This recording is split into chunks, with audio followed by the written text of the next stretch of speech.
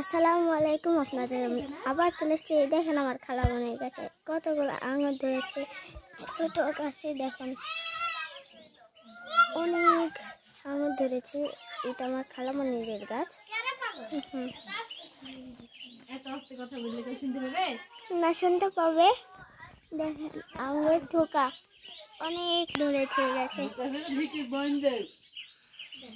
এই দেখেন থোকা, খালি থোকা। দেখেন অনেক থোকা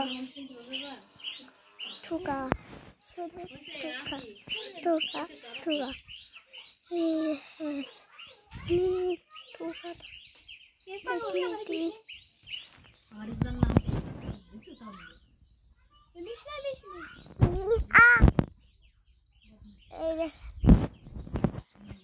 অনেক থোকা।